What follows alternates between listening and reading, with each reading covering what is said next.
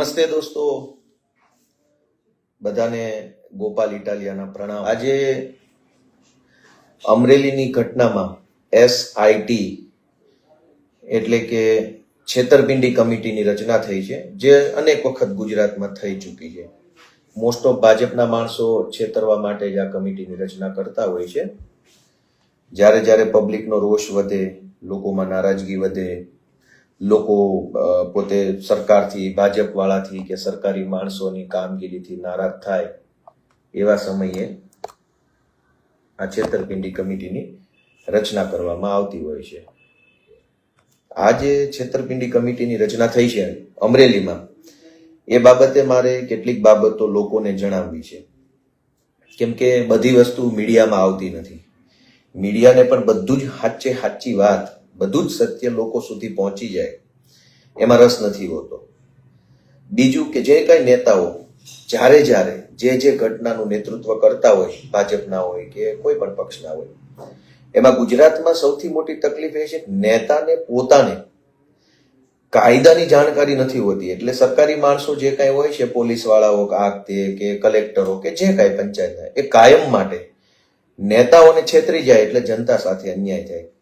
કેમ કે ગુજરાતમાં કાયદો જાણતા હોય, એક પ્રોસેસ જાણતા હોય એવા નેતાઓ છે નહીં। એટલે અધિકારીઓ માટે આસાન થઈ જાય છે નેતાને છેતરી જવાનું અને લોકોની આંખમાં ધૂળ નાખવાનું, અને પછી ટીવીના માધ્યમથી અલગ મલગના સાચા ખોટા પ્રશ્નો ઉભા કરી અને લોકોને ગુમરાહ કરવાનું કામ આ ભાજપવાળા અને પોલીસવાળા ભેગા મળીને કરતા હોય છે। સૌથી પહેલા આપણે વાત કરીએ કે આજે અમરેલીમાં SIT એટલે કે સ્પેશિયલ ઇન્વેસ્ટિગેશન ટીમ બની છે, જે SPએ પોતે બનાવી છે, જે પબ્લિકની આંખમાં ધૂળ નાખવા માટે, ભાજપની દલાલી કરવા માટે બનાવેલી છે। કેમ કે આ લોકો એટલા બધા સજ્જન માણસો હોત, એટલા બધા ન્યાયપ્રિય, સંવિધાન પ્રિય માણસો હોત, તો ખોટું જ ન કરતા ને। ખોટું કરી લીધું છે, ધરાઈને ખોટું કર્યું છે, બેફામ ખોટું કામ કર્યું છે, અને હવે તપાસનું નાટક કરવાનું છે। ચલક ચલાણું જે આપણે ભણવામાં આવતું હતું, એ ચલક ચલાણું ચાલુ થયું છે। હવે આ SIT ના નામે ગઈકાલે રાતથી ઘટના ચાલુ થઈ કે ભાઈ રાત્રે મેડિકલ ચેકઅપ કરાવવા માટે એક ટીમ પોલીસની પેલી દીકરીને લેવા ગઈ એના ઘરે, અને લઈને આવતા હતા તો રસ્તામાં પરેશભાઈએ એમને રોક્યા અને પાછા ગયા, અને પછી પાછા મેડિકલ સ્ટાફ એના ઘરે ગયો, મેજિસ્ટ્રેટ ગયા, વગેરે બધો તમાશો ગઈકાલે રાત્રે SIT ની ટીમે કર્યો। આ SIT અમરેલીના ભાજપના એજન્ટ SPએ કર્યો। મારું કાયદાનું નોલેજ જ્યાં સુધી છે ત્યાં સુધી આપણે એવું સમજીએ કે મેડિકલ તપાસ કોની થાય? મેડિકલ તપાસ બે વ્યક્તિની થાય। એક કે જે ભોગ બનનાર હોય, પીડિત હોય, કોઈ પણ વ્યક્તિ ઉપર શારીરિક હુમલો થયો હોય, બળાત્કાર થયો હોય, હથિયારોથી ઈજા કરવામાં આવી હોય, પોલીસે માર માર્યો હોય, કોઈ પણ XYZ વ્યક્તિ કે જેની ઉપર ઈજા થઈ છે, જેને એનું મેડિકલ તપાસ કરાવવાનું હોય, અને એક આરોપીનું મેડિકલ તપાસ કરાવવાનું હોય। કેમ કે આરોપીને પોલીસની કસ્ટડીમાં લેતા પહેલા ઘણી વખત ક્યાંક ચોરી થઈ હોય, પછી લોકો પકડીને ચોરને ઢીબી નાખે, તો પોલીસ એને એરેસ્ટ કરતા પહેલા એનું મેડિકલ તપાસ કરાવે, જેથી કરીને કાગળ ઉપર, રેકર્ડ ઉપર એ વાત આવે કે પોલીસે પકડ્યો એની પહેલા આને કોઈએ મારી લીધો છે અને આટલી વસ્તુ વાગી છે। હવે ફરિયાદીનું મેડિકલ તપાસ ક્યારે થાય અને આરોપીનું મેડિકલ તપાસ ક્યારે થાય? આરોપીનું મેડિકલ તપાસ પોલીસ પકડે ત્યારે, એરેસ્ટ બતાવતા પહેલા અથવા એરેસ્ટ બતાવ્યા પછી। પબ્લિકે મારીને મોકલ્યો હોય તો પહેલા કરાવતા હોય છે, પબ્લિકે માર્યા વગર પોલીસે સીધો આરોપી એરેસ્ટ કર્યો હોય તો એરેસ્ટ બતાવ્યા પછી આરોપીનું મેડિકલ તપાસ પોલીસ કરાવતા હોય છે, કોર્ટમાં રજૂ કરતા પહેલા। એટલા માટે કે અમે આરોપીને કોઈ પણ પ્રકારનો માર મારેલ નથી એવું મેડિકલ સર્ટિફિકેટ લઈને જ આરોપીને કોર્ટમાં રજૂ કરવામાં આવતો હોય છે। ફરિયાદીનું મેડિકલ તપાસ ક્યારે કરવામાં આવે? ધારો કે કોઈ બળાત્કાર થયો છે કે કોઈ ખૂન, હત્યાના કોશિશની ગુનો બન્યો છે, ત્યારે ફરિયાદીનું મેડિકલ તપાસ કરાવે। પણ ફરિયાદીની મેડિકલ તપાસ ક્યારે થાય? જ્યારે FIR લખાઈ જાય। હું કોઈ ગુનાનો ભોગ બનનાર પીડિત વ્યક્તિ હોઉં, હું પોલીસ સ્ટેશન જાઉં, પોલીસને હું કહું કે મને ફલાણા ભાઈએ માર માર્યો છે, મારી ઉપર બળાત્કાર થયો છે કે મારી સાથે આમ થયું છે, તો સૌથી પહેલા પોલીસે મારી FIR લખવાની હોય, ત્યારબાદ તાત્કાલિક મારું મેડિકલ તપાસ કરાવવાનું હોય। મેડિકલનો પુરાવો લેવા માટે, મને જે વાગ્યું હોય એનો પુરાવો લેવા માટે મેડિકલ તપાસ થાય। ગઈકાલે ભાજપના એજન્ટ SPએ જે પોલીસ પાયલબેનના ઘરે મોકલી, એમાં FIR તો થઈ નથી। પાયલબેને સ્પષ્ટ એવું કીધું છે કે મને પોલીસે માર માર્યો છે. હવે માર મારવાની ઘટના બની છે 30 તારીખે રિમાન્ડ દરમિયાન. 30 તારીખનો માર ગઈકાલે એટલે કે તારીખ 7 તારીખ સુધી એ માર કેવી રીતે શરીર ઉપર રહે? અને એફઆઈઆર લખ્યા વગર પોલીસને એવું કેમ લાગે છે કે મેડિકલ તપાસ કરાવી? કેમ કે પોલીસ જાણે છે કે આખો મુદ્દો પોલીસ ગુમરાહ કરવા માંગે છે. મેડિકલ તપાસ કરાવશે, મેડિકલ તપાસમાં કંઈ આવશે નહીં, નીલ રિપોર્ટ આવશે એટલે પછી ચીયર લીડર્સ બધી ભાજપની જે હશે એ નાચવા માંડશે કે જુઓ આ મેડિકલ રિપોર્ટ શૂન્ય આવ્યો, મેડિકલ રિપોર્ટ નીલ આવ્યો. 30 તારીખનો માર 7 તારીખે મેડિકલ તપાસમાં આવે નહીં એ વાત પોલીસ જાણે છે. પોલીસ એ પણ જાણે છે કે એફઆઈઆર લખ્યા પહેલા ફરિયાદીનું મેડિકલ તપાસ કેવી રીતે થઈ શકે? તમે એની એફઆઈઆર લખો માર માર્યા બદલની અને પછી એ મારનું મેડિકલ તપાસ કરાવો. આટલી વાત પોલીસ જાણે છે. પણ જે નેતાઓ આગેવાની કરે છે આ ઘટનાની એ નેતાઓ આટલો કાયદો નથી જાણતા એટલે પોલીસ આપણને કાયમ માટે છેતરી જાય છે. હવે સૌથી મોટી વસ્તુ કે આ એસઆઈટી નું ગતકડું જે પોલીસે કર્યું છે ભાજપના કહેવાથી એ એક પ્રકારનું નાટક છે. તમે જે ખોટું કર્યું છે તમે સ્વીકારો છો તો સીધી એફઆઈઆર લખવાના બદલે આ એસઆઈટી નું નાટક કેમ?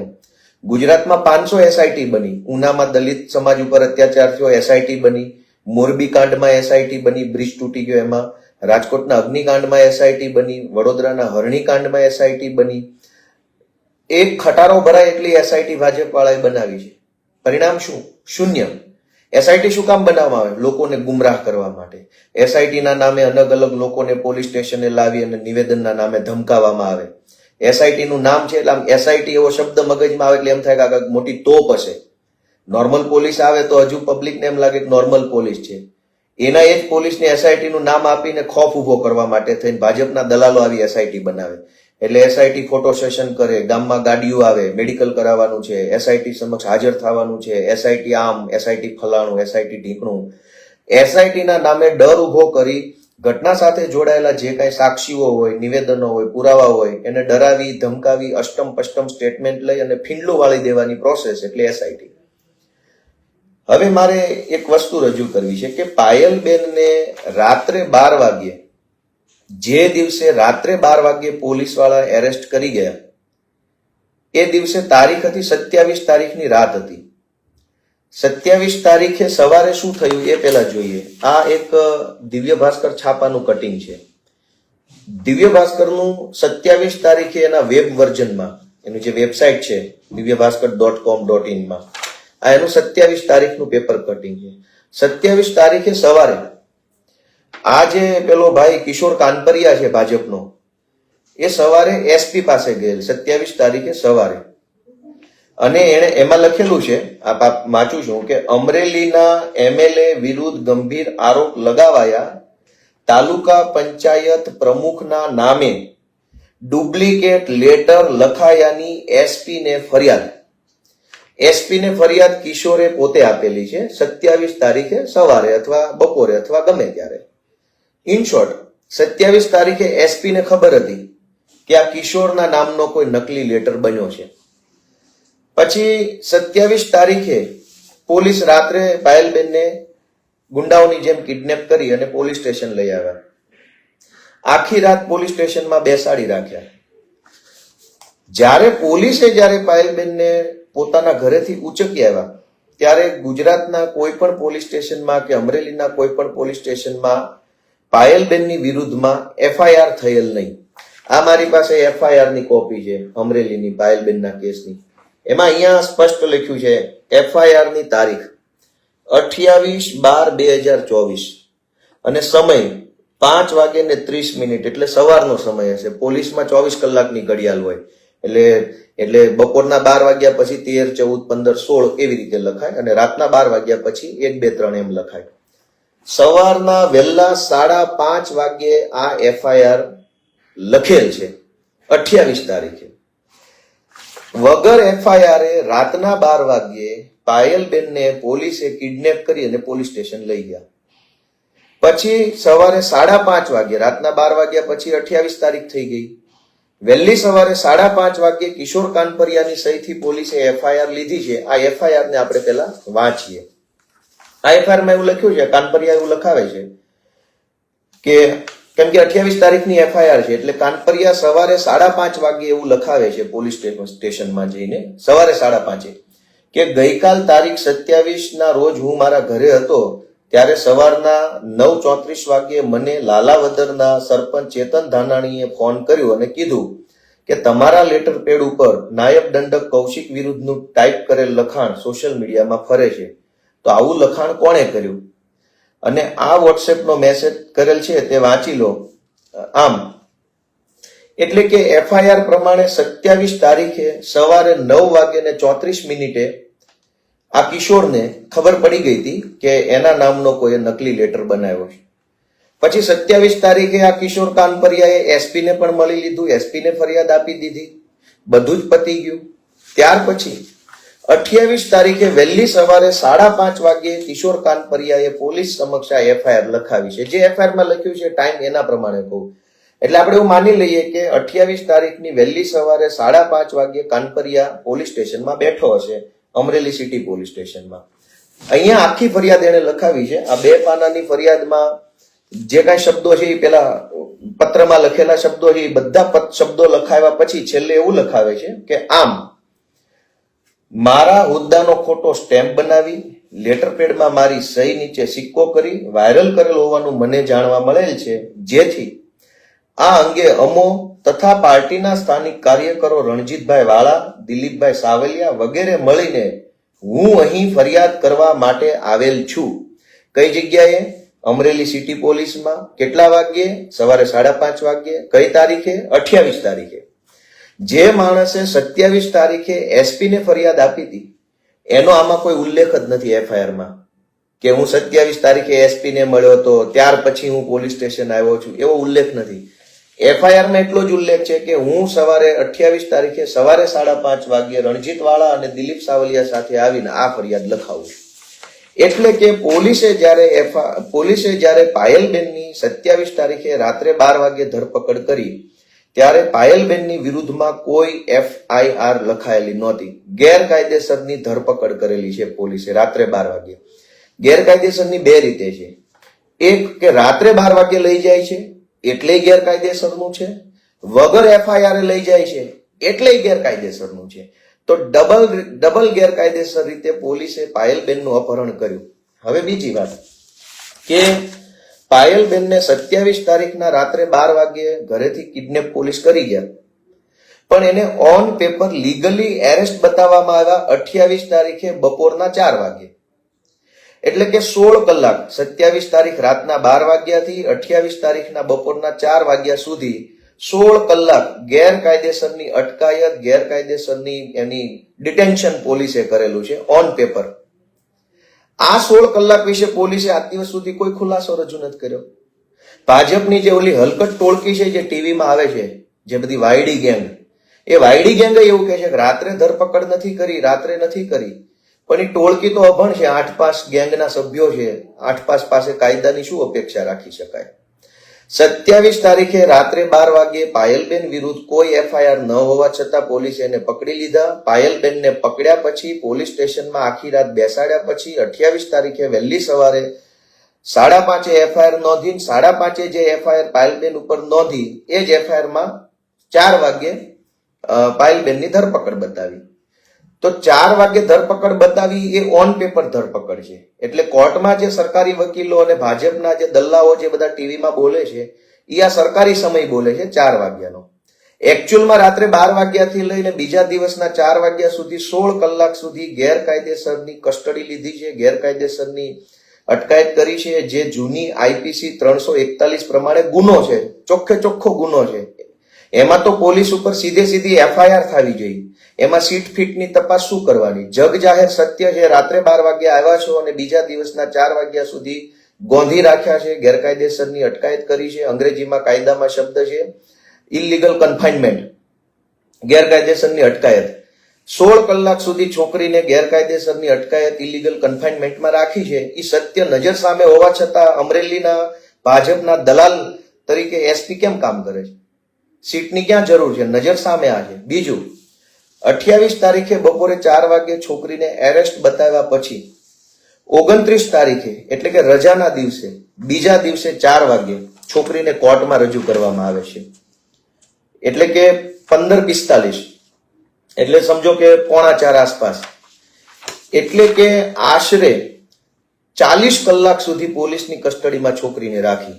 28 તારીખે રાતના 12 વાગ્યાથી લઈ 29 તારીખના બપોરના 4 વાગ્યે કોર્ટમાં રજૂ કર્યા. ત્યાં સુધીમાં 40 કલાક સુધી છોકરીને પોલીસે પોતાના કબજામાં રાખી.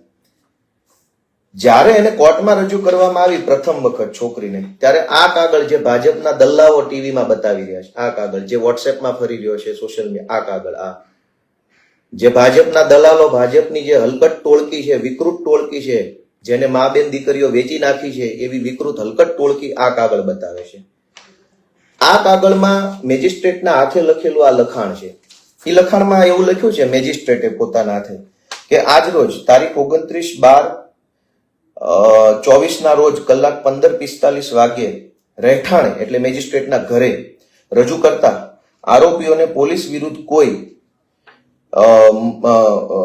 મારકૂટ અંગેની ફરિયાદ છે કે કેમ તે પૂછતા તેઓને પોલીસ વિરુદ્ધ ફરિયાદ ન હોવાનું જણાવેલ છે. હવે આ બહુ ઇન્ટરેસ્ટિંગ છે. આ ભાજપની જે હલકટ ટોળકી છે આનો ફોટો ફેરવી રહી છે. કોઈ પણ આરોપીને જ્યારે પોલીસ પકડે અને પ્રથમ 24 કલાક પછી જ્યારે પણ કોર્ટમાં લઈ જાય, ભારત આખા દેશની કોર્ટમાં નિયમ છે કે કોઈ પણ માણસને પોલીસ કોઈ પણ ગુનામાં સાચી રીતે કે ખોટી રીતે એરેસ્ટ કરે એ પછી એને જ્યારે કોર્ટમાં લઈ જાય ત્યારે જજ સૌથી પહેલા એને એ પ્રશ્ન પૂછે કે ભાઈ પોલીસ વિરુદ્ધ તમારે કોઈ ફરિયાદ છે? જો હા હોય તો હા પાડવાની, ના હોય તો ના પાડવાની. હવે મોટા ભાગના કેસમાં શું થાય કે જિંદગીમાં પહેલી વખત જેને પોલીસ વાળી હોય, પહેલી વખત જેની ઉપર એફઆઈઆર થઈ હોય, એને બહુ ડર લાગી ગયો હોય, એને ખબર ન હોય, અંદરથી રડવું આવતું હોય, આઘાત લાગી ગયો હોય, હવે મારા પરિવારનું શું થશે, હું છૂટીશ કે નહીં છૂટું, એટલી બધી ચિંતા હોય. પોલીસે 2-5 ધોકા માર્યા બી હોય તો મારીને પછી પોલીસે એવું કીધું કોર્ટમાં કઈ બોલતો નહીં, નહીતર પાછું ફરીથી તારી પાસા કરી નાખશું ને તને રાજદ્રોહમાં આમ કરી નાખશું, એવી બધી ધમકી મારેલી હોય. એટલે હજારો એવા કેસ છે કે જેમાં પોલીસે માર માર્યો હોય પણ કોર્ટમાં જયારે જજ પૂછે ત્યારે આરોપી ના પાડી દે કે ના ભાઈ ના, મને માર માર્યો નથી. તો કોર્ટનું કાગળ જોઈએ તો આપણને એવું લાગે કે ભાઈ આરોપીને માર માર્યો નથી એટલે આરોપીએ જજને ના પાડી, પણ એકચ્યુઅલમાં તો માર માર્યો હોય છે. પણ અહીંયા નવો પ્રશ્ન છે. આ ભાજપની જે હલકટ ટોળકી છે જે ટીવીમાં આવીને બોલબચ્ચન વેડા કરે છે, આમ આદમી પાર્ટીની સરકાર આવે એટલે ગધેડાની વાહે બાંધીને ઢહડવાના છે આ બધાને લુગડા કાઢીને. કેમ કે એટલા બધા વિકૃત માણસો છે જે બહેનો દીકરીઓ વિશે અભદ્ર ટીકા કરતા શરમાતા નથી. દોસ્તો, આ જે કાગળ છે 28-27 તારીખે રાત્રે પાયલબેનને પોલીસ ગેરકાયદેસર રીતે ઉઠાવી ગયા. 28 તારીખે બપોર પછી 4 વાગ્યે એને ઓન પેપર એરેસ્ટ બતાવ્યા, એટલે કે 16 કલાક સુધી પોલીસે ગેરકાયદેસરની કસ્ટડી રાખેલી. 29 તારીખે જજના ઘરે 4 વાગ્યે આ સુનાવણી ચાલુ છે. અહીંયા માર માર્યાની ફરિયાદ નથી, પણ પોલીસે 16 કલાક સુધી વગર એફઆઈઆર પાયલબેનને ઘરેથી ઉચકી જઈને પોલીસ સ્ટેશન બેસાડી રાખ્યા. એ ફરિયાદ અહીંયા થવી જોઈતી હતી. આ ફરિયાદ કેમ નથી થઈ? આ ફરિયાદ 2 રીતે નથી થઈ. એક કે પાયલબેનને ખબર ન હોય, કાયદો ન જાણતા હોય, આઘાત લાગી ગયો હોય, ડરી ગયા હોય, મારા પરિવારનું શું થશે, હું છૂટીશ, આમ તેમ. એટલે પાયલબેનને ખબર ન હોય કે કોર્ટમાં શું કરવાનું, શું નહીં બોલવાનું. એટલે બની શકે, અથવા પાયલબેનને એ પણ ન ખબર હોય કે વગર એફઆઈઆર અને એફઆઈઆર હોય તો પણ પોલીસ 16 કલાક સુધી અધરો અધર ઉપલક એમ જ એરેસ્ટ બતાવ્યા વગર પોલીસ સ્ટેશનને ગોંધી રાખી શકે નહીં. આ વાતની જાણ પાયલબેનને તો ન હોય, પણ કોંગ્રેસમાંથી આવેલા વકીલને તો આ ખબર હતી કે પાયલબેનને રાતના 12 થી બીજા દિવસના 4 વાગ્યા સુધી એમનામ બેસાડી રાખેલ છે, ગોંધી રાખેલ છે, ગેરકાયદેસર અટકાયત કરેલ. તો કોંગ્રેસના વકીલે ત્યાં કોર્ટમાં જ્યારે મેજિસ્ટ્રેટના ઘરે જ્યારે રજૂ કર્યા ત્યારે આ વાંધો ઉઠાવવાની જરૂર હતી કે પોલીસે 16 કલાકની ગેરકાયદેસર અટકાયત આ બેનની કરેલ છે. જે મુદ્દો કોંગ્રેસના વકીલે કોર્ટમાં નથી ઉઠાવ્યો, હવે પોતાને નહીં ખબર હોય નહીં ઉઠાવ્યો હોય, કે કોઈએ ના પાડી હશે નહીં ઉઠાવ્યો હોય, કે કોંગ્રેસના લોકો ભાજપ સાથે મળી ગયા હોય, એ ભગવાન જાણે. પણ જ્યારે પાયલબેનને ફર્સ્ટ ટાઈમ કોર્ટમાં રજૂ કરવામાં આવ્યા ત્યારે ખરેખર એમને માર નથી મારવામાં આવ્યો. એ તો એમણે પોતે કબૂલ્યું છે કે ત્યારે માર નથી માર્યો. ત્યારે માત્ર પ્રશ્ન હતો ગેરકાયદેસર રીતે 16 કલાક ગોંધી રાખવાનો. આ પ્રશ્ન વકીલે ઓન પેપર લાવવાનો હતો, જે કોંગ્રેસના વકીલે એ કામ નથી કર્યું. હવે કોના કહેવાથી નથી કર્યું એ રામ જાણે. હવે આ કાગળ છે એમાં માર નથી માર્યો એ સત્ય છે, કેમ કે તે દિવસે માર નતો માર્યો, તે દિવસે ખાલી 16 કલાક ગોંધી રાખ્યા હતા.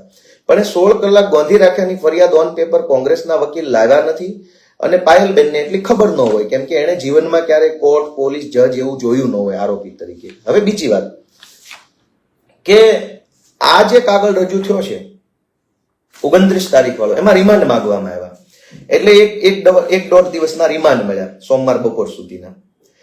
રિમાન્ડમાં પોલીસ હવે બધા આરોપીને પાછા લઈ ગઈ કોર્ટેથી. કોર્ટે રજૂ કર્યા, કોર્ટે પૂછ્યું માર માર્યો છે, કોઈને માર તો માર્યો નથી, એટલે ના પાડી દીધી. પણ પેલી 16 કલાકની જે ગેરકાયદેસરની કસ્ટડી છે એનો ઉલ્લેખ ક્યાંય ઓન પેપર આવ્યો નહીં, એટલે પોલીસના જે રિમાન્ડની માંગણી હતી એ મંજૂર થઈ ગઈ. જો ગેરકાયદેસર કસ્ટડીનો પ્રશ્ન વકીલે ઉઠાવ્યો હોત તો રિમાન્ડ મંજૂર થતા પહેલા એ પ્રશ્ન ઉપર પોલીસે ખુલાસો રજૂ કરવો પડ્યો હોત. પોલીસ કોઈ ખુલાસો ન રજૂ કરી શકે અને રિમાન્ડ પણ ન મળે. પણ રિમાન્ડ મળ્યા એટલે પોલીસ પાછા લાવ્યા. કઈ તારીખે? 29 તારીખે, 30 તારીખ આખો દિવસ અને સોમવારે બપોર રજૂ કરવાના હતા. હવે એને પાયલબેનને તે દિવસે રાત્રે માર મારવામાં આવ્યો, દિવસે સરઘસ કાઢવામાં આવ્યું. હવે જયારે રિમાન્ડ પૂરા થયા પછી ફરીથી પાયલબેનને કોર્ટમાં લઈ જવામાં આવ્યા, બધા આરોપીને કોર્ટમાં લઈ જવામાં આવ્યા. ઇન બિટવીન જે સરઘસ કાઢ્યું તો એ વિડીયો આખા ગુજરાતમાં વાયરલ થઈ ગયો, આખા ગુજરાતે એ વિડીયો જોયો. રિમાન્ડ દરમિયાન પોલીસે સરઘસ કાઢ્યું, પોલીસે પટ્ટાનો માર માર્યો. આ બે ઘટના રિમાન્ડ દરમિયાન બની. તો રિમાન્ડ પૂરા થયા પછી ફરીથી જયારે મેજિસ્ટ્રેટ સમક્ષ આરોપીને રજૂ કરવામાં આવ્યા ત્યારે પણ કોંગ્રેસના વકીલે સરઘસ કાઢ્યું છે એવું લેખિતમાં કોર્ટની સમક્ષ મૂક્યું નહીં.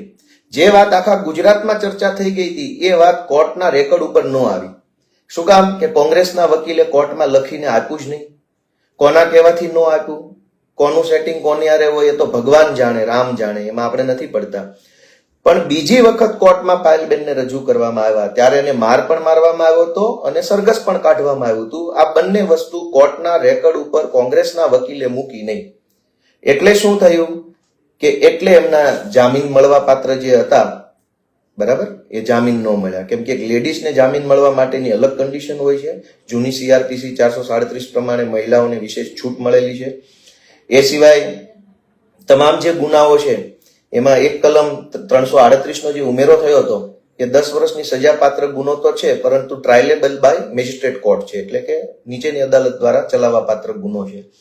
એટલે કે આ જે કાગળ જે ભાજપની હલકટ ટોળકી ફેરવે છે, આ કાગળની વાસ્તવિકતા જે રીતે બતાવવામાં આવે છે એવી નથી. કોર્ટની અંદર માર નથી માર્યો એ કદાચ આરોપી ન કહી શકે. આરોપીને તો પોલીસ 4 ધોકા મારીને પછી ધમકાવે કે હવે કોઈને કહીશ તો તારી પાસા કરી નાખીશ ને તું કોઈને કહીશ તો આમ. એટલે મોટા ભાગના કેસમાં આરોપીઓ હંમેશા કોર્ટમાં જઈને કઈ બોલતા નથી, માર ખાઈ લે છે પણ બોલતા નથી. એટલે કાગળ ઉપર એવું લખ્યું છે કે આરોપીને માર માર્યાની ફરિયાદ નથી, પણ માર માર્યા સિવાયની જે સૌથી મહત્વની ગંભીર ફરિયાદ છે એ છે 27 તારીખે રાતના 12 વાગ્યે પાયલબેનને પોલીસે કિડનેપ કરી 16 કલાક સુધી પોલીસ સ્ટેશનની અંદર ગોંધી રાખી 28 તારીખે 4 વાગ્યે એરેસ્ટ બતાવી. એ સૌથી મોટો ગંભીર ગુનો છે. એના ઉપર ભાજપની હલકટ ટોળકી કે ભાજપના દલાલ SP કે પોલીસ વાળા કેમ નથી બોલતા કે 16 કલાક સુધી એક છોકરીને બેસાડી રાખી, પછી 24 કલાક લોકઅપમાં રાખ્યા, પછી બીજા 24 ને બીજા 12 કલાકના રિમાન્ડ મેળવ્યા. એમ કુલ 70 કલાક સુધી એક છોકરીની પોલીસે કસ્ટડી રાખી. 70 કલાક સુધી પોલીસની કસ્ટડીમાં છોકરી રાખવામાં આવી, પછી પાછા 1-2 દિવસ જેલમાં રહેવામાં આવ્યું. આ બધી ઘટના નજર સામે થઈ હોવા છતાં તપાસનું નાટક SPએ ચાલુ કર્યું છે. તમારામાં હિંમત હોય તો જૂની IPC 441 પ્રમાણે PSI વિરુદ્ધ ગુનો દાખલ કરો. એમાં તપાસ ક્યાં કરવાની જરૂર છે? અને મેડિકલ વાળો, માર માર્યા વાળો ભાગ અને ગેરકાયદેસર રીતે ગોંધી રાખવા વાળો ભાગ, આ બે અલગ ઘટના બની છે એક સાથે. હવે માર મારવા વાળી ઘટના છે એ સાબિત નહીં થાય, કેમ કે માર હવે શરીર ઉપરથી નિશાન વયા ગયા છે, મેડિકલ તપાસમાં નહીં આવે. પણ ગેરકાયદેસર રીતે 16 કલાક સુધી ગોંધી રાખવાની ઘટના તો હજુ ઓન પેપર છે. તો બે ઘટના પાયલબેન સાથે બની છે. 16 કલાક ગેરકાયદેસર ગોંધી રાખવું, અટકાયત કરવી અને માર મારવો. આ બે માંથી એક ઘટના છે હવે સાબિત નથી થવાની, બીજી ઘટના સ્વયં સ્પષ્ટ છે. તો પછી તપાસનું SIT નું નાટક કરવાના બદલે ભાજપના દલાલો, ભાજપના હલકાઓ જો ન્યાય આપવા માંગતા હોય તો તમે PSI ઉપર FIR કેમ નથી કરતા ડાયરેક્ટ 16 કલાક ગોંધી રાખવાની? અને જે 27 તારીખે રાતના 12 વાગે પાયલબેનને પોલીસે કિડનેપ કરી એ દિવસે તો FIR જ નથી થઈ. એફઆઈઆર તો પાયલબેનને એરેસ્ટ કરી લીધા પોલીસ સ્ટેશને રાત્રે લઈ ગયા પછી 28 તારીખે વહેલી સવારે 5:30 વાગે થઈ છે. તો પોલીસે કાગળ ઉપર જે ખોટું કર્યું છે તો પકડાય છે. આ મારી પાસે એફઆઈઆર ની કોપી છે. આમાં સ્પષ્ટ લખ્યું છે 28 તારીખે સવારે 5:30 વાગે પોલીસ સ્ટેશને એફઆઈઆર લખવામાં આવી છે. એનો મતલબ એમ કે આ કિશોર કાનપરિયા જે છે એણે અને ભાજપની આખી ટોળકીએ ષડયંત્ર કરીને પહેલા છોકરીને પકડાવડાવી લીધી પોલીસ પાસે. પોલીસ પણ ગુંડાઓની જેમ ઘરે ગઈ, વગર એફઆઈઆર છોકરીને પકડી લીધી. એના મમ્મી પપ્પાને બધાને પોલીસ સ્ટેશને ગોંધી રાખ્યા અને પછી પકડાઈ ગયા પછી એફઆઈઆર કરી. અને એફઆઈઆર કર્યા પછી તે 5:30 એફઆઈઆર કરી. એ એફઆઈઆર માં 4 વાગે એરેસ્ટ બતાવ્યું બપોર પછી. તો 5:30 થી 4 વાગ્યા સુધી એફઆઈઆર હતી છતાં એ છોકરીને ગોંધી રાખવામાં આવી. અને વગર એફઆઈઆર કોઈની તપાસ પોલીસે કરવી હોય તો એને નોટિસ આપવી પડે, લેખિતમાં નોટિસ આપવી પડે. વગર એફઆઈઆર તપાસ કરવી હોય તો જૂની સીઆરપીસી 160 પ્રમાણે, કલમ 160 પ્રમાણે પોલીસે કોઈ પણ આરોપી, ફરિયાદી, સાક્ષીને જૂની સીઆરપીસી 160 પ્રમાણે નોટિસ આપે કે ભાઈ અમારી પાસે એફઆઈઆર નથી પણ ફલાણી અરજી આવી છે, અમે તમારી પૂછપરછ કરવા માંગીએ છીએ, તમે આટલા વાગે આ તારીખે પોલીસ સ્ટેશન આવજો. જો કોઈ વ્યક્તિ ઉપર એફઆઈઆર થઈ ગઈ હોય તો પણ પોલીસે એને સીઆરપીસી, જૂની સીઆરપીસી હું કહું છું 41A પ્રમાણેની 1A પ્રમાણેની નોટિસ આપવી પડે હાજર થવાની. હવે અત્યારે BNSS આવી ગયું છે, ભારતીય નાગરિક સુરક્ષા સંહિતાની કલમ 35(1). કોઈ આરોપી વિરુદ્ધ એફઆઈઆર થઈ ગઈ હોય તો એને સીધો પકડતા પહેલા એને BNSS ની કલમ 35 પ્રમાણે નોટિસ આપવી પડે. 3 દિવસનો ટાઈમ આપવો પડે કે આ તારીખે આટલા વાગે પોલીસ સમક્ષ રજૂ થાવ. વગર એફઆઈઆર કોઈની તપાસ કરવી હોય તો એને સીઆરપીસી 160 પ્રમાણે નોટિસ આપવી પડે. પાયલબેન જયારે પકડાયા ત્યારે એફઆઈઆર નથી તો પોલીસે એને નોટિસ આપવાની જરૂર હતી. એફઆઈઆર થઈ ગયા પછી પણ પોલીસે ધરપકડ કરવાના બદલે પાયલબેનને નોટિસ આપવાની જરૂર હતી. હવે આ બધું જ પોલીસે જે ખોટું કર્યું, રાત્રે પકડ્યા, માર માર્યો, સરઘસ કાઢ્યું, એ વાતની જાણ કોંગ્રેસના વકીલે અદાલતને કરવાની જરૂર હતી. પણ 2 વખત કોર્ટમાં પાયલબેનને લઈ જવામાં આવ્યા. કોંગ્રેસના વકીલે કોના કહેવાથી કોર્ટમાં આ ન લખાયું, એ પણ મોટો પ્રશ્ન છે મનમાં. તો દોસ્તો, આ આખી ઘટનામાં તકલીફ ત્યાં પડે છે કે આપણે જેને નેતા લઈને બનાવીને દોડીએ છીએ એ નેતાઓને કાયદો ખબર ન પડે એટલે કાયમ માટે પોલીસવાળા કે સરકારી માણસો હંમેશા છેતરી જાય છે. આપણે મોટા મોટા ભાષણો કરીએ, સૂત્રોચ્ચાર કરીએ, રેલી કાઢીએ, સમાજ ભેગો કરીએ, બધું કરીએ, પણ પોલીસ અધિકારી આપણા નેતાને જ છેતરી જાય તો? મેં આજે તમને આ બધી કાયદાકીય વાતો કરી, આ બધી વસ્તુ કેટલા નેતાને ખબર પડે છે? જ્યારે પોલીસ તો આ બધું જાણે છે, પોલીસને તો ખબર જ છે કે એને ટેકનિકલી કેટલું ખોટું કર્યું છે. એટલે નેતા નથી જાણતો, એટલે નેતા બહુ તો એસપી સામે રાડારાડી કરે, બૂમાબૂમ કરે, ભાષણો કરે, બધું કરે. પણ કાગળ નેતાને વાંચતા તો આવડવું જોઈએ ને કે આમાં એફઆઈઆર કેટલા વાગ્યે થઈ, કેટલા વાગ્યે લખાવાય, તારીખ કઈ હતી, એરેસ્ટ કરવા પહેલા કઈ નોટિસ આપવાની. આપણા નેતાને કાયદો ન ખબર પડતી હોય તો પોલીસ કે ભાજપ વાળા ક્યારેય ન્યાય નહીં મળવા દે. આ ઘટનાની અંદર બીજી વાત કે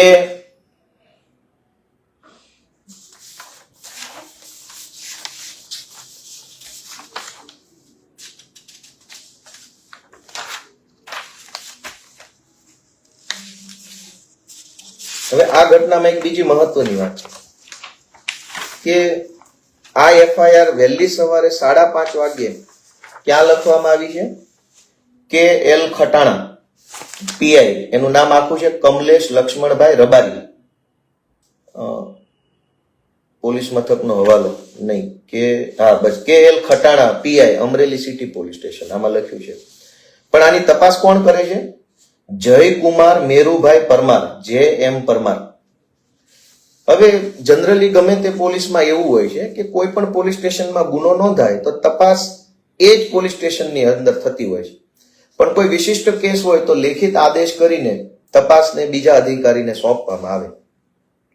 પણ બીજા અધિકારીને સોંપે તો બહુ તો 1 દિવસ પછી સોંપે, 2 દિવસ પછી સોંપવામાં આવે, 5 દિવસ પછી સોંપવામાં આવે, અઠવાડિયા પછી સોંપ, એવું શક્ય છે. પણ જે દિવસે એફઆઈઆર લખાય તે જ દિવસે લખ્યા પછીની બીજી સેકન્ડે કોઈ બીજા અધિકારીને સોંપવામાં આવે એવું બહુ ઓછું બનતું હોય. અહીંયા આ જે 2 એફઆઈઆર છે એમાં અહીંયા KL ખટાણાનું નામ લખ્યું, જે અમરેલી સિટી પોલીસ ઇન્સ્પેક્ટર છે. આણે 5:30 વાગ્યે આખી એફઆઈઆર લખ્યા પછી તરત JM પરમારને આ તપાસ સોંપી દીધી. તો આ તપાસ JM પરમારને તાત્કાલિક સોંપવાનો આદેશ કયા ભાજપ વાળાના કહેવાથી આપવામાં આવ્યો? કેવી રીતે આ જેએમ પરમારને તપાસ સોંપવામાં આવી? બીજી બહુ મહત્વની વસ્તુ કે આ ગુનો જ્યારે નોંધાયો, જ્યારે આ હું એફઆઈઆર ની વાત કરું છું, આ એફઆઈઆર છે સવારે 5:30 વાગે કે જ્યારે પાયલબેનની ધરપકડ થઈ ચૂકી છે, એ વખતે એફઆઈઆર જ્યારે પોલીસે લખી ઓનલાઈન ચડાવી ત્યારે કઈ કલમ લાગેલી છે? 336(2), 336(3), 336(4), 340, 353, 356, 356, 319 અને 66 આટલી કલમ લાગેલી છે. કાયદા પ્રમાણે આ બધી જ કલમ, બહુ સમજવા જેવા પોઈન્ટ ઉપર વાત કરું છું, કાયદા પ્રમાણે આ બધી જ કલમ 7 વર્ષ અથવા 7 વર્ષ કરતા ઓછી સજાને પાત્ર ગુનાની કલમ છે. એટલે કોઈ કલમમાં 2 વર્ષની સજા હોય, કોઈ કલમમાં 6 મહિનાની, કોઈ કલમમાં 3 વર્ષની, કોઈ કલમમાં 5 વર્ષની, પણ 7 વર્ષ કરતા વધુ સજાની જોગવાઈ હોય એવી એક પણ કલમ એફઆઈઆર લખાય ત્યારે નહોતી. એફઆઈઆર ક્યારે લખાય? 28 તારીખે સવારે 5:30. તો એફઆઈઆર લખાઈ ગયા પછી 28 તારીખ આખો દિવસ આ એફઆઈઆર 7 વર્ષ અથવા 7 વર્ષ કરતા ઓછી સજાને પાત્ર ગુનાની એફઆઈઆર હતી. ઇન્ટરેસ્ટિંગ વાત છે. હવે કાયદામાં એવી જોગવાઈ છે કે જે એફઆઈઆરમાં ભલે ગમે તેટલી કલમ લાગે, પણ 7 વર્ષ અથવા 7 વર્ષ કરતા ઓછી સજાને પાત્ર ગુનાની કલમો લાગેલ હોય એવા ગુનામાં પોલીસે કોઈની ધરપકડ કરવી નહીં, પરંતુ નોટિસ આપવી. કઈ નોટિસ? BNSS 35 મુજબની નોટિસ આપવી, જેને જૂની CRPC માં 41(1)A ની નોટિસ કહેવાય. જે ગુનામાં 7 વર્ષ કરતા ઓછી સજાની કલમો લાગેલ હોય એ ગુનામાં પોલીસે કોઈની ધરપકડ કરવી નહીં, પરંતુ નોટિસ આપવી, હાજર રહેવાની, 3 દિવસની, 5 દિવસની. પાયલબેનને જ્યારે બપોરે 4 વાગે ઓન પેપર એરેસ્ટ બતાવ્યા, જે દિવસે 28 તારીખે બપોરે 4 વાગે પાયલબેનને એરેસ્ટ બતાવ્યા, ત્યારે એકચ્યુઅલમાં એફઆઈઆર 7 વર્ષ કરતા ઓછી સજાને પાત્ર ગુનાની કલમો વાળી એફઆઈઆર હતી, અને એટલે પોલીસને પાયલબેનને એરેસ્ટ કરવાનો હક નહોતો. પોલીસે પાયલબેનને લીગલ નોટિસ આપવાની હતી, 3 દિવસમાં હાજર રહેવાનો ટાઈમ આપવાનો હતો. એ વાત પોલીસે ખોટું કર્યું છે. એક તો રાત્રે 12 વાગ્યાથી બપોરના 4 વાગ્યા સુધી 16 કલાક બેસાડી રાખ્યા. એક તો એફઆઈઆર ન હોવા છતાં પાયલબેનને એરેસ્ટ કર્યા. એફઆઈઆર થયા પછી પણ એરેસ્ટ કરવાનો પોલીસને પાવર નહોતો, કેમ કે 7 વર્ષ કરતા ઓછી સજા પાત્ર ગુનો છે. પાયલબેનને નોટિસ આપવાની હતી, એ નોટિસ પણ પોલીસે નથી આપી. આટલી ગંભીર પોલીસે ભૂલ કરી હોવા છતાં કોંગ્રેસના વકીલે કોર્ટમાં એક પણ વસ્તુ લેખિતમાં આપી નથી. એ કોના કહેવાથી ન આપી એ પણ મોટો પ્રશ્ન છે. હજુ આગળ કે પછી પોલીસે મગજ વાપર્યું કે આ તો બધી 7 વર્ષ કરતા ઓછી સજાને પાત્ર કલમ છે, એટલે પોલીસે પાછળથી કલમનો ઉમેરો કરાવડાવ્યો. 338 જૂની નવી કલમ 338 નો ઉમેરો કરાવ્યો, જે 10 વર્ષની સજા પાત્ર કલમ છે. એટલે કે 10 વર્ષની સજા પાત્ર એક કલમ આવી ગઈ. ટોટલ કેટલી કલમ લાગી છે? 1 2 3 4 5 6 7 8 ને 9 કલમો લાગી છે. આ 9 કલમો 7 વર્ષ કરતા ઓછી સજા પાત્ર ગુનાની કલમ છે. એટલે પોલીસ કોઈને એરેસ્ટ કરી શકે નહીં, છતાંય પોલીસે એરેસ્ટ કરી લીધા, જે ગુનો છે ગંભીર પ્રકારનો. એટલે પોલીસે પાછળથી કલમ 338 એડ કરી. 338 10 વર્ષ સુધીની સજાપાત્ર ગુનો છે. 10 વર્ષ 7 વર્ષ કરતા ઉપરની સજાપાત્ર ગુનો હોય તો પોલીસ કોઈ પણ માણસને વગર નોટિસ આપે એરેસ્ટ કરી શકે છે. એટલે પોલીસે એક ભૂલ કરી અને પાછળથી 338 નો ઉમેરો કરી અને ભૂલ ઢાંકવાની કોશિશ કરી. આ બધી વસ્તુ પાયલબેનને ન ખબર પડતી હોય, પણ વકીલને તો ખબર પડતી હોય ને, કોંગ્રેસ પાર્ટીના. તો કોંગ્રેસ પાર્ટીના વકીલે આટલી બધી ગંભીર ભૂલો અદાલત સમક્ષ ન મૂકી, અને એટલે જ હવે ભાજપની જે હલકી ટોળકી છે, બોગસિયાઓ છે, આ કાગળ ફેરવી જાય. શું કામ?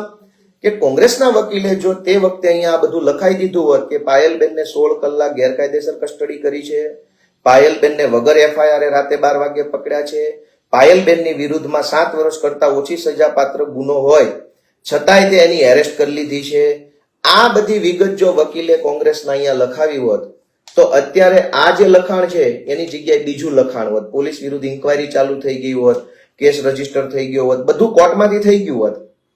પણ એ બધું નથી થયું. શું કામ? કે આપણા આગેવાનોને તો કઈ કાયદો આવડતો નથી, બસ ભાષણો કરીએ, ન્યાય અપાવી દઉં, આમ કરી દઉં, તેમ કરી દઉં. આપણે ભાષણ સાંભળીએ, આપણને એમ થાય કે ન્યાય મળશે, પણ ન્યાય એક એક ઝીણામાં ઝીણી વસ્તુ ઉપર નજર રાખવાથી મળે. એમના ન્યાય કેવી રીતે મળશે? એટલે મારું આ બધા કાગળ ઉપરથી એટલું જ કહેવાનું છે કે અત્યારે જે સીટનું નાટક ચાલે છે એ નાટક હજુ પણ કરવાની ભાજપના એજન્ટોએ જરૂર નથી. પ્રાઇમા ફેસી કાયદાનો શબ્દ છે, પ્રથમ દર્શની રીતે, એટલે કે સીધી નજરે પહેલી નજરે ગુનો બનતો હોય એવું દેખાય એને પ્રાઇમા ફેસી ગુનો કહેવાય. ઘણી વખત ગુનો છે કે નહીં એ તપાસ કરવા માટે થોડોક ટાઈમ લાગે નક્કી કરવામાં કે ગુનો હશે કે નહીં હોય. અમુક ઘટના એવી હોય જે સ્વયં સ્પષ્ટ હોય, જેમ કે કોઈને છરો મારી દે તો એમાં વિચારવાની જરૂર નથી, ગુનો છે જ.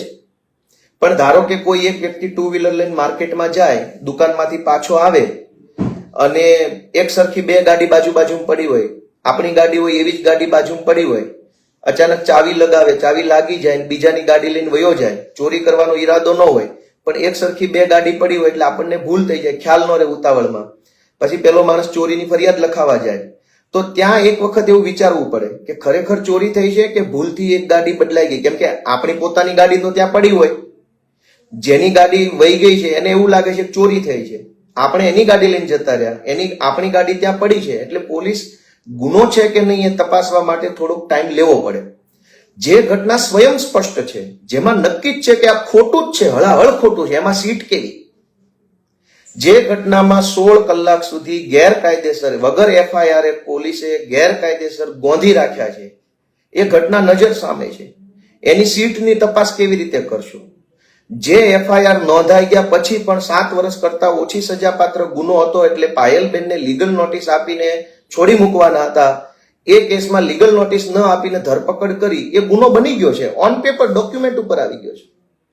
પછી શું સીટ બીટની જરૂર છે? જે પટ્ટાનો માર માર્યો છે એ પટ્ટા હવે મેડિકલ તપાસમાં આવવાના નથી. તમારે ન્યાય જ આપવો હોય, ભાજપના દલ્લાઓએ, ભાજપના હલકાઓએ જો ન્યાય કરવો હોય આ ઘટનામાં, પોલીસે જો ન્યાય કરવો હોય તો આ બે ઘટના છે. જે ઘટના ઉપર તમે આજે FIR કરી શકો છો, સીધો PI પરમાર વિરુદ્ધ ગુનો દાખલ કરવો જોઈએ, એની ધરપકડ કરવી જોઈએ, કોર્ટમાં રજૂ કરવા જોઈએ. આટલા કાગળ તો છે જ. દોસ્તો, આપણે વિચારવાનું છે કે ઘણી વખત આગેવાની લેનારા માણસોને કાયદાનું નોલેજ ન હોય તો પોલીસવાળા કે સરકારી માણસો છેતરી જાય. ઝીણી ઝીણી કાયદાની નાનામાં નાની બાબત છે, એ બધું બધા નથી જાણતા હોતા. મેં અભ્યાસ કરીને મને 2-3 દિવસથી ખૂબ દુઃખ લાગતું હતું કે કોને કેવું, ટીવી વાળા તો બધું બતાવતા નથી. જે કઈ બોલીએ 4 મિનિટનો વિડીયો રેકોર્ડ કરે, એમાંથી માંડ 40 સેકન્ડ આપણી બતાવે. એ રીતે જે બોલવાથી વિવાદિત છે એવું દેખાય એટલું જ બતાવે. આટલી લાંબી વાત કોને સમજાવી કે કોર્ટ કચેરીની અંદર કોંગ્રેસના વકીલે આવું કર્યું છે, પોલીસે આવી ભૂલ કરી છે? હવે આ પોલીસ અત્યારે મેડિકલના નામે ટાઈફાઓ કરે છે ભાજપના કહેવાથી, તો તમે જે 16 કલાક ગેરકાયદેસર ગોંધી રાખ્યા છે એની તપાસ કરો. 7 વર્ષની સજા હોવા છતાંય તમે નોટિસ બજાવ્યા વગર એરેસ્ટ કરી લીધા, એની સજા કરો.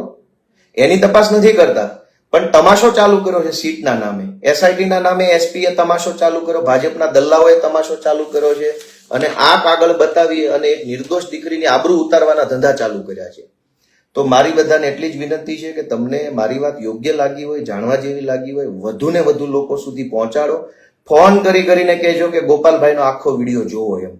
જેને જેને તમે લિંક મોકલો, જેને જેને શેર કરો એને ફોન કરો, સ્પેશિયલ ફોન કરો કે ગોપાલભાઈનો વિડીયો મોકલ્યો છે, આખો જોવા માટે ફોન કર્યો છે, એવું કહેજો. લોકોને સત્ય નજર આવવું જોઈએ, ખાલી ભાષણોથી નથી ચાલવાનું.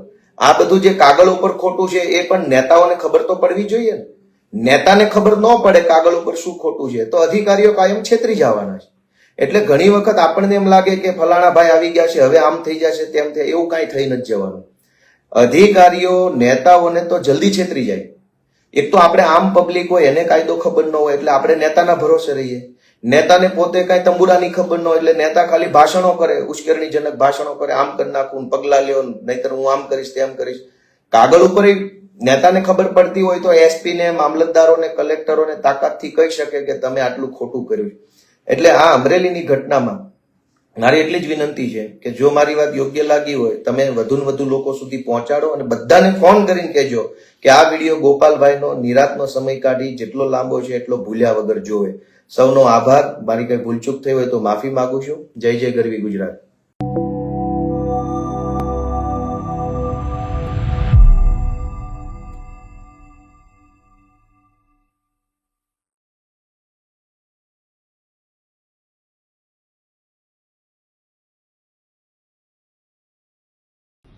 ડિસિઝન ન્યૂઝના બીજા વિડીયો જોવા માટે ચેનલ સબસ્ક્રાઇબ કરો અને બેલ આઇકન બટન પર જઈ ક્લિક કરો. સ્વતંત્ર અને આઝાદ પત્રકારત્વની મદદ કરવા નીચે આપેલા થેન્ક્સ બટન પર જઈ ક્લિક કરો. મદદની કિંમત નિશ્ચિત કરો અને ડિસિઝન ન્યૂઝની આ સફરમાં અમારા સાથી બનો.